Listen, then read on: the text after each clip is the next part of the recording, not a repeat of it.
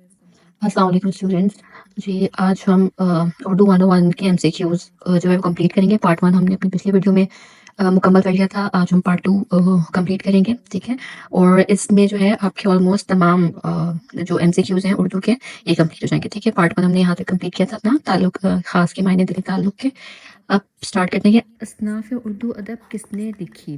तो असनाफ़ उर्दू अदब जो है वो डॉक्टर रफ़ीउद्दीन हाशमी ने लिखी। उर्दू में सवाने निगारी का आगाज़ कैसे हुआ? तज़किरा नवीसी से। उर्दू के पहले सवाने निगार कौन हैं?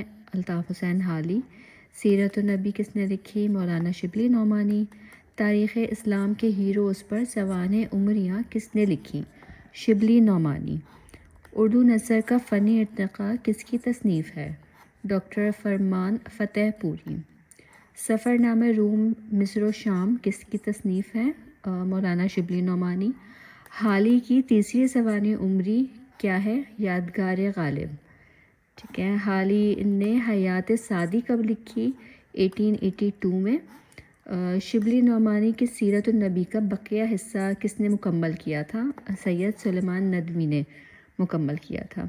सर सैयद अहमद ख़ान के मज़मून नवीसी की सबसे बड़ी खसूसियत जो है वो हकीकत निगारी है, ठीक है। वो मज़मून जिसमें हल्के फुल्के अंदाज में ख़यालात का इजहार किया जाता है बयानिया मज़मून कहलाता है।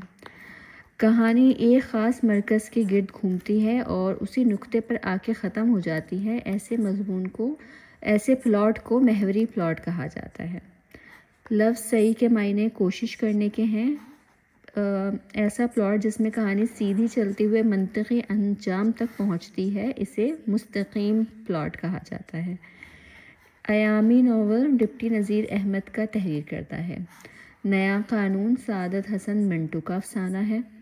तसव्वुफ़ की रूह से सलूक के मायने शरीयत की पैरवी का अमल है।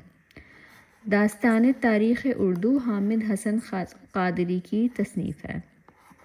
ऐसा अदब जिसमें दास्तान, नावल, अफसाना और ड्रामा शामिल हो अफसानवी अदब कहलाता है।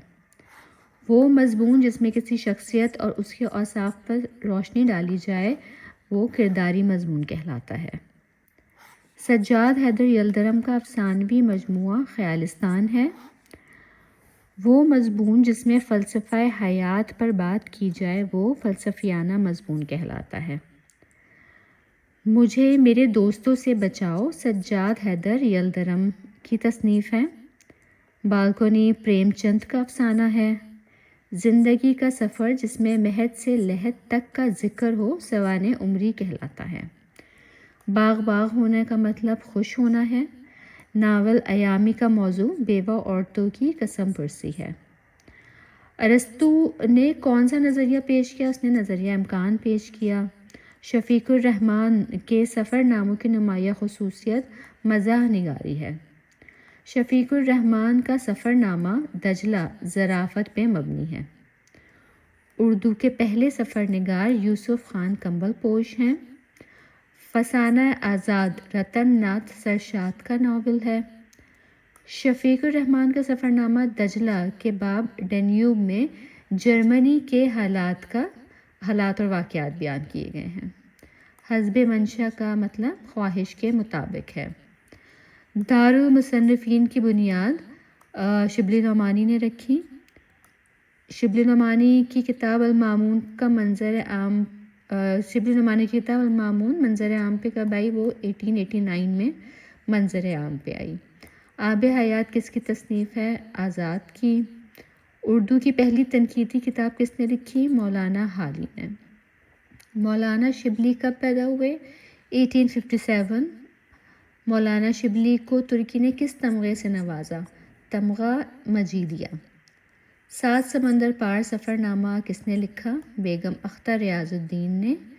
सफ़र फ़रंग मिर्ज़ा तालिब इस्फ़हानी का तहरीर करता है। दजला सफ़रनामा किसकी तसनीफ़ है? शफ़ीकुर रहमान की। उर्दू नसर की पहली दास्तान कौन सी है? सब रस पहली नसर है उर्दू अदब की। ऊध पंज अखबार के मुदीर कौन थे? मुंशी सज्जाद हुसैन। नशे की पहली तरंग किसका अफसाना है? ये सज्जार हैदर यलदरम का। ناول فسانہ مبتلا کس کا لکھا ہوا ہے؟ یہ ڈپٹی نذیر احمد کا لکھا ہوا ہے۔ ڈپٹی نذیر احمد نے ایامی ناول کب لکھا؟ 1891 میں انہوں نے ایامی ناول لکھا۔ ہنس کے نام سے کس نے رسالہ جاری کیا؟ پریم چند نے۔ پریم چند کا زاد راہ کس پہ لکھا گیا؟ پنڈتوں پر۔ مولانا الطاف حسین حالی نے یادگار غالب کب لکھی؟ 1897 میں۔ حالی نے حیات جاوید کی کس شخصیت پر لکھی؟ سر سید احمد خان پہ۔ الطاف حسین حالی کس کے شاگرد تھے؟ غالب کے۔ حالی نے حیات سعدی کب لکھی؟ 1884 میں۔ مولانا الطاف حسین حالی کی دوسری سوانح عمری کیا ہے؟ حیات جاوید۔ حالی کی تیسری سوانح عمری کون سی تھی؟ یادگار غالب۔ غالب پر سوانح کتب و مضامین کا تحقیقی اور تنقیدی جائزہ کس نے لکھا؟ ڈاکٹر یار محمد گوندل نے۔